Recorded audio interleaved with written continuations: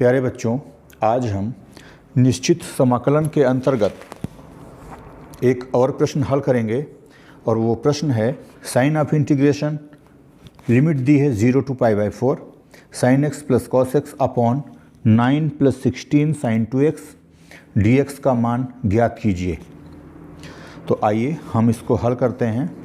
सबसे पहले दिए गए निश्चित समाकलन को हम i मान लेंगे। माना i बराबर लिख लिया हमने, जो दिया गया निश्चित समाकलन है sign of integration 0 to π/4 sin x plus cos x upon 9 + 16 sin 2x dx। सबसे पहले हम अगर ध्यान से देखें, जिसका हमें समाकलन करना है sine x plus cos x upon 9 + 16 sin 2x। जितने भी फार्मूले हमने समाकलन के अंतर्गत पढ़े हैं, तो कोई डायरेक्ट फार्मूला नहीं है जिससे हम इस समाकलन को हल कर सकें। तो अब हमें इसको किसी अन्य तरीके से करना पड़ेगा। तमाम तरीके हैं करने के। तो अगर प्रतिस्थापन विधि के बारे में सोचें तो यहाँ देखिए अंश में है sin x plus cos x. तो सबसे पहले ये सोचिए कि हम किसका अवकलन करें, किसका डिफरेंशिएशन करें कि sin x plus cos x आ जाए। अगर हम sin x minus cos x का अवकलन करें तो हमें ये मालूम चल रहा है कि तब sin x plus cos x आ जा रहा है। तो आइए शुरुआत करते हैं कि माना sin x minus cos x बराबर t।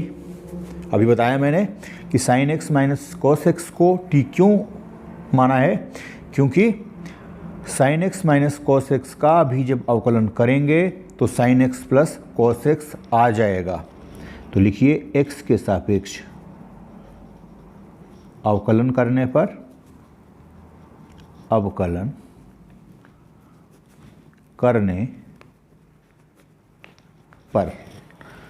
sin x का अवकलन cos x होता है माइनस cos x का अवकलन माइनस sin x होता है। तो cos x का अवकलन minus sin x minus minus plus हो जाएगा, तो ये sin x हो जाएगा बराबर, हम x के सापेक्ष अवकलन कर रहे हैं तो यहाँ आ जाएगा dt/dx। तो इससे मिला हमें cos x plus sin x dx बराबर dt। अब देखिए sin x plus cos x upon 9 + 16 sin 2x dx है। तो यहाँ पे sin x plus cos x dx की जगह पे हम dt लिख सकते हैं, लेकिन हमने भी रखा है कि sin x, हमने माना है कि sin x minus cos x बराबर t, और हर में दिया है 9 + 16 sin 2x। तो इसका मतलब है कि जो ये 9 + 16 sin 2x है, इसको भी t के फॉर्म में लाना पड़ेगा। तो एक तो हमें ये मिला और इसका हम अंश में यूज़ कर देंगे, लेकिन जो हर में है 9 + 16 sin 2x, देखते हैं कि इसको हम t में कैसे कन्वर्ट कर सकते हैं। देखिए अभी हमने माना है sin x minus cos x बराबर t, चूँकि sin x minus cos x बराबर t। तो इससे हम क्या लिख सकते हैं, अगर दोनों साइड स्क्वायर कर दें sin x minus cos x इसका whole square equal to t square, तो ये a माइनस बी का होल स्क्वायर लगा देंगे formula, sin² x plus cos² x minus 2 sine x cos x बराबर T square. Sine square x plus cos square x की value होती है 1 minus 2 sine x cos x की value होती है साइन 2x बराबर टी स्क्वायर। यहाँ देखिए इसे लिख सकते हैं 1 minus t square equal to sine 2x। Sine 2x दूसरी साइड ले जाएंगे, साइन 2x, ये साइन 2x है, टी नहीं है, सॉरी। तो 1 minus t square equal to sine 2x आ गया। हमें चाहिए 9 प्लस 16 साइन 2x की वैल्यू। तो यहाँ पे इस की जगह पे हम साइन 2x की जगह पे 1 माइनस टी स्क्वायर लिख सकते हैं। तो ये लिखने के बाद देखते हैं क्या होता है, लेकिन उससे पहले हमें इसकी लिमिट भी तो देखनी पड़ेगी क्योंकि वो चेंज हो जाएगी। यहाँ पे sine x minus cos x बराबर टी रखा है, चूँकि sine x minus cos x बराबर टी। तो लिमिट देखते हैं क्या होता है। सबसे पहले हम यहाँ जो लोअर लिमिट है वो देखेंगे, sine 0 minus cos 0 equal to T. Sine 0 की वैल्यू होती है 0, कॉस 0 की वैल्यू होती है 1 इक्वल टू टी, अर्थात जो इसकी लोअर लिमिट हो गई वो हो गई -1। तो फिर से अब हम अपर लिमिट देखते हैं। अपर लिमिट के लिए क्या आ जाएगा, sine x minus cos x में x के स्थान पे π/4 रख देंगे। तो पहले बन जाएगा sine π/4 minus cos π/4 equal to T. Sine π/4 का मान होता है 1/√2। ये देखिए हमें अपर लिमिट निकालने के लिए π/4 रखना पड़ेगा x की जगह पे। तो ये बन गया sine π/4 minus cos π/4 equal to T. Sine π/4 1/√2 minus cos π/4 1/√2 equal to T, यानी कि टी आ गया 0। तो लोअर लिमिट इसकी आ गई -1 और अपर लिमिट आ गई 0। तो आइए हम आगे करते हैं इसको कि i इक्वल टू, देखिए साइन ऑफ इंटीग्रेशन के बाद लोअर लिमिट 0 से हो जाती है -1, ये लिख देंगे। अभी हमने फाइंड किया है कि इसकी लोअर लिमिट 0 हो जाती है और अपर लिमिट इसकी हो गई है 0, तो 0 लिख दिया। Sine x plus cos x into D x की जगह पे अभी आया था डी टी, बताया था मैंने, डी टी लिख सकते हैं। और 9 प्लस 16 साइन 2x की जगह पे हम लिख सकते हैं 1 माइनस टी स्क्वायर।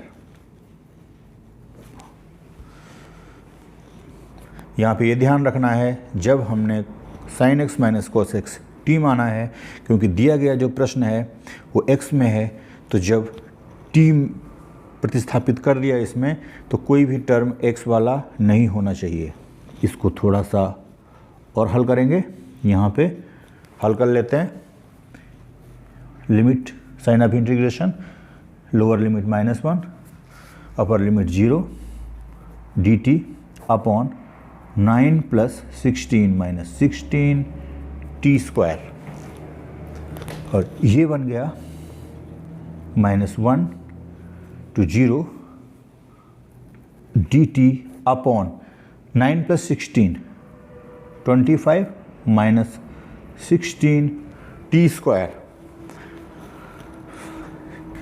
इतना आया है। अब हम चेक करेंगे कि इसमें कौन सा फॉर्मूला अप्लाई कर सकते हैं।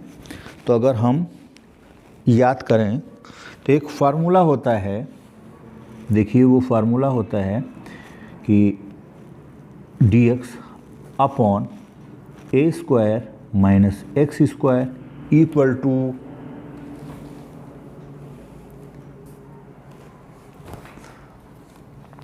1 upon 2a log a plus x upon a minus x, a plus x upon a minus x. ये लिखा है मैंने formula, sign of integration d x upon a square minus x square equal to 1 upon 2a log a plus x minus log a plus x upon a minus x. तो इस फार्मूले का हम यहाँ पे यूज़ करेंगे, लेकिन यूज़ करने से पहले यहाँ पे एक्स स्क्वायर का गुणांक 1 होना चाहिए, लेकिन इस प्रश्न में टी स्क्वायर का गुणांक 16 है। तो क्या करेंगे हम, -1 to 0 dt अपॉन, हमें टी स्क्वायर का गुणांक 1 लाना है तो इसको 16 से डिवाइड करना पड़ेगा, या 16 कॉमन ले लीजिए इसमें हर में। तो हर में जब 16 कॉमन लेंगे तो ये बन जाएगा 25 अपॉन 16 माइनस टी स्क्वायर। ये हो गया I इक्वल टू, ये जो 16 है हर में, इसको बाहर निकाल लीजिए क्योंकि ये कांस्टेंट है। Sign of integration -1 to 0 dt upon, हमें इस फार्मूले के रूप में इसे लिखना है तो 25 अपॉन 16 को लिख सकते हैं 5 अपॉन 4 पूरे का whole square minus t square. अब हम यहाँ पे ये वाला फार्मूला अप्लाई कर देंगे तो बन जाएगा I equal to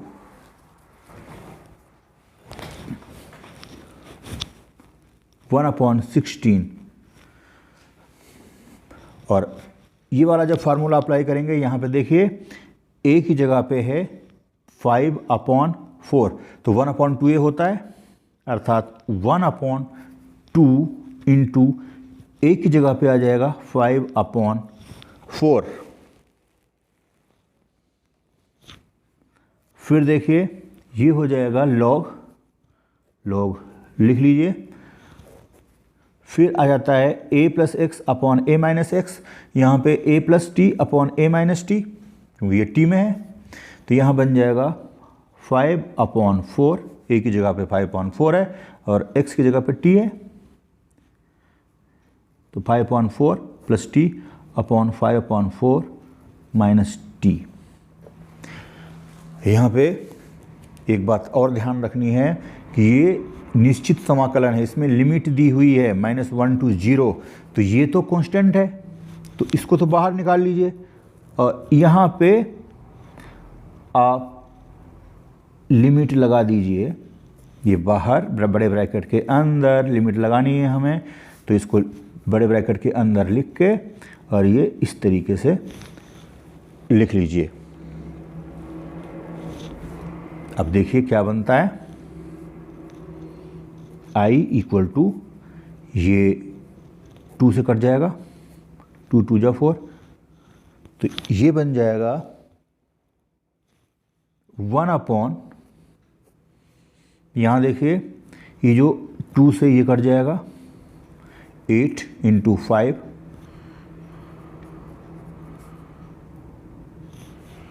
1 upon 8 into 5 आ गया, और यहाँ आता है लॉग, इसको लिख सकते हैं, हल कर लीजिए t अपॉन 1 करके, तो ये बन जाएगा 4 और ये बन जाएगा 5 प्लस 40, और यहाँ पे 4 एलसीएम 5 माइनस 40 हो जाएगा,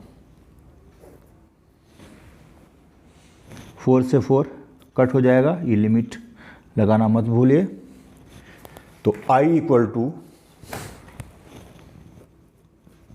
1/40 log 5 प्लस 40/5 माइनस 40, यहाँ पे लिमिट -1 to 0 था, तो ये हो गया।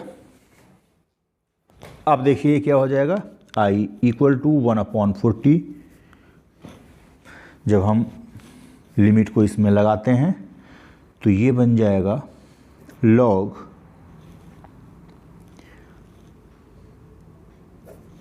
पहले 0 t की जगह पे 5 + 4 × 0 अपॉन 5 - 4 × 0, फिर उसके बाद माइनस log 5 + 4 × -1 अपॉन 5 - 4 × -1।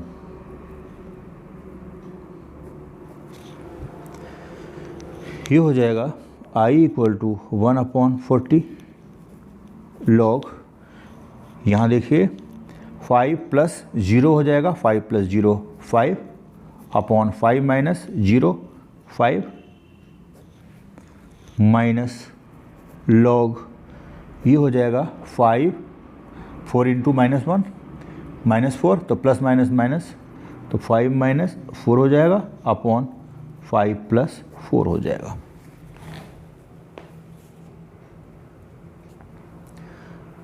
ये हो जाएगा इक्वल टू, यहाँ पे लिख दे रहा मैं 1/40 log 5/5 है, log 5/5 अर्थात log 1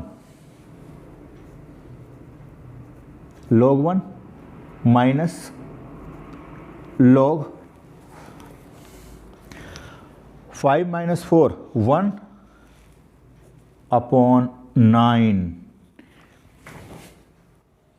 ये बना है 1/40 ब्रैकेट के अंदर log 1 माइनस log 1/9। यहाँ पे ये ध्यान रखिए कि log 1 की जो वैल्यू होती है वो होती है 0, तो log 1 की वैल्यू 0 हो जाएगी। ये I इक्वल टू 1/40 पहले से था, यहाँ पे ये क्वेश्चन था log I equal to 1/40 bracket के अंदर log 1, ये आया था अभी हमारे पास, माइनस log 1/9, तो I इक्वल टू 1/40, log 1 का मान 0 होता है, माइनस यहाँ पे देखिए log 1/9 है, इसको हम लिख सकते हैं log 1 माइनस log 9, log की प्रॉपर्टी लगा देंगे तो I equal to 1/40, 0 minus log 1 की वैल्यू 0 माइनस log 9, ये बन जाएगा I इक्वल टू 1/40 ब्रैकेट के अंदर 0 माइनस 0 प्लस log 9, और ये फाइनली जो आ जाएगा वो आ जाएगा 1/40 log 9, ये आंसर आ जाएगा।